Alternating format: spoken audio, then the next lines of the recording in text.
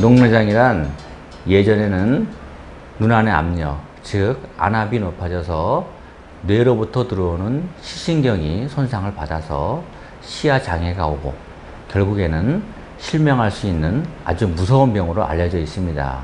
하지만 요즘은 안압뿐만이 아니고 여러 가지 위험 요인으로 인해서 녹내장 특유의 시신경 병증과 시야 결손을 보이는 질환을 녹내장이라고 합니다. 요즘 우리나라나 일본에서는 안압은 정상이면서 녹내장 특유의 시신경 변화와 시야 결손을 보이는 정상 안압 녹내장이 큰 문제가 되고 있는데요. 이것은 시신경이 안압에 대한 감수성이 지나치게 비정상적으로 높거나 하루 중에 안압의 변동폭이 너무 큰 경우에 정상 안압임에도 불구하고 시신경이 손상을 받기 때문입니다. 이와 반대로 시신경과 시야는 정상이면서 안압만 높은 경우를 고안압증이라고 하는데요. 이때는 별다른 치료 없이 녹내장으로 진행을 하는지 관찰만 하게 됩니다. 이 안압이란 눈안의 압력을 말합니다. 정상 수치는 10에서 21mm/Hg 정도이고요. 우리 눈을 보면 각막과 홍채 사이를 앞방이라고 하고 홍채와 수정체 사이를 뒷방이라고 합니다. 그런데 이 앞방과 뒷방 공간 사이에는 투명한 액체가 존재하는데 이것을 방수라고 합니다. 이 방수는 혈관이 없는 각막과 수정체에 영양 공급을 하고 여기서 배출되는 대사물질을 제거를 해주는 그런 기능을 합니다. 이 방수는 모양체 돌기에서 생성이 돼서 후방으로 나와서 동공을 통해서 전방으로 나와서 슐렌관이라는 관을 통해서 결막 밑으로 배출이 됩니다. 하지만 어떤 이유에서든지 방수의 생성이 증가한다든가 배출로가 막히게 되면 안압이 증가하게 되겠죠. 그래서 이 상승된 안압은 안구의 모든 부위에 압력이 가해지게 되는데요. 가장 약한 부위가 시신경입니다. 그래서 시신경이 가장 먼저 가장 심하게 손상을 받게 되고요. 처음에는 외곽을 담당하는 시신경 섬유가 손상이 되다가 차차 중심을 담당하는 시신경 섬유가 손상을 받게 돼서 우리가 시야 검사를 해보면 처음에는 주변 시야가 감소하다가 더 진행이 되면 중심 시야까지 감소가 되게 되는 것입니다. 녹내장이 40세 이후에서 잘 걸리는 것으로 보아서는 노화도 관계가 있고요. 가족 중에 녹내장 환자가 있든지 고도근시가 있든지 또 눈안에 심한 출혈이 있었든지 또 과거에 눈을 다친 경우가 있든지 당뇨병이나 고혈압이나 갑상선 질환이 있든지 또 스테로이드 안약을 장기간 썼든지 또 불안장애나 우울증 환자에서 잘 생긴다고 합니다. 한국녹내장학회에서 2007년부터 2008년까지 1년 동안 우리나라 녹내장 유병률을 조사를 했는데요. 우리나라 40대 이상 인구의 3.66%에서 녹내장이 발견이 되었고요. 이 중 40대는 1.2%, 60대는 4.2%, 80대는 10%에서 녹내장의 유병률을 보였다고 합니다. 즉, 나이가 증가함에 따라서 녹내장의 유병률이 큰 폭으로 증가를 함을 알 수 있었고요.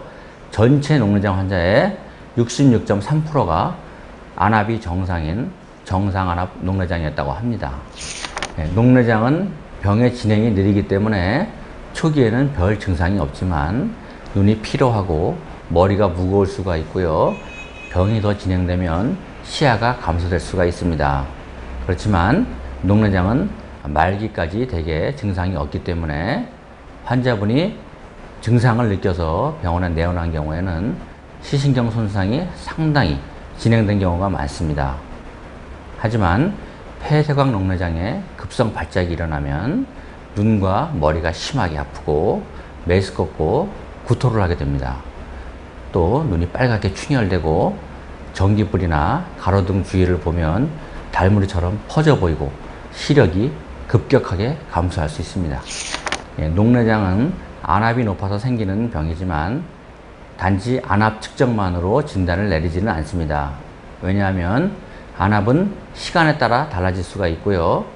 정상 안압에서도 시신경이 손상받을 수가 있고, 또 정상보다 높은 안압에서도 시신경이 손상받지 않을 수가 있기 때문입니다. 그렇기 때문에 안압 검사 외에 시야 검사, 또 방수가 배출되는 전방각을 특수한 렌즈를 눈에 삽입해서 전방각을 검사를 할 수가 있고요. 컴퓨터를 이용해서 OCT라는 기계로 시신경 유두의 면적이나 용적이나 망막 신경층의 두께를 관찰을 하고 시광 경과에 따른 미세 변화를 관찰을 하면 녹내장이 진행을 하는지 정확하게 알 수가 있습니다. 환자들의 눈 상태에 따라 다르지만 일반적으로 약물 치료, 레이저 치료, 수술적 치료를 하고요. 이들 요법을 같이 쓰는 경우도 있습니다. 약물 치료는 가장 보편적으로 사용하는 방법이고요. 여기에는 점안약과 내복약이 있는데요. 대부분 이런 약들은 방수의 생성을 억제시키거나 방수의 유출을 좀 용이하게 해서 안압을 떨어뜨리게 해줍니다.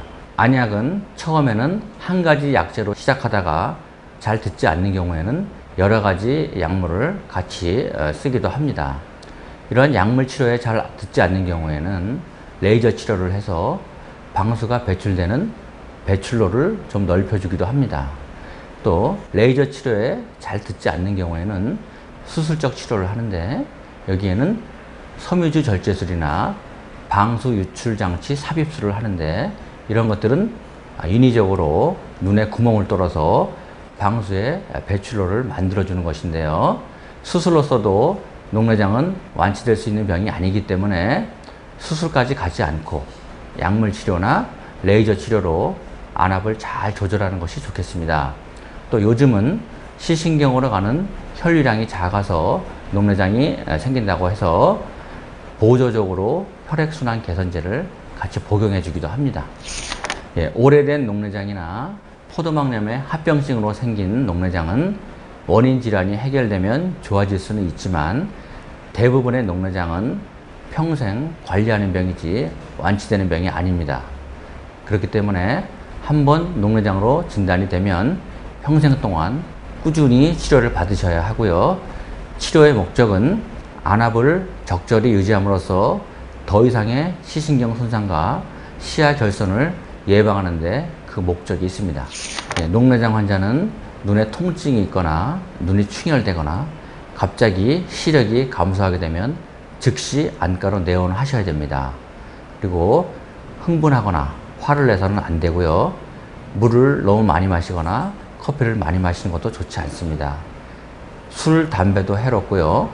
어두운 곳에서 컴퓨터 작업이나 독서도 안 하시는 것이 좋겠고요. 꽉 조이는 넥타이나 물구나무 서기도 안 하시는 것이 좋겠습니다. 녹내장으로 일단 나빠진 시력과 시야는 회복이 불가능하기 때문에 녹내장은 조기 발견과 조기 치료가 가장 중요합니다. 그렇기 때문에 40세 이상이 되면 1년에 한 번 정도 안과 검진과 안압 검사를 해보시는 것이 좋겠고요. 특히 녹내장 발생의 가능성이 높은 위험군들, 즉 녹내장에 가족력이 있다든가 고도거시가 있다든가 또 당뇨병이나 고혈압이 있는 분들은 더 자주 검사를 받으셔야 됩니다. 요사이 스테로이드로 인한 녹내장이 많이 증가되고 있기 때문에 안약의 처방은 꼭 안과 의사의 처방에 의해서만 쓰셔야 되고요. 남이 쓰던 안약은 절대 쓰시면 안 됩니다. 또 녹내장 환자분들은 녹내장이 완치가 되는 병이 아니라고 실망하지 마시고요.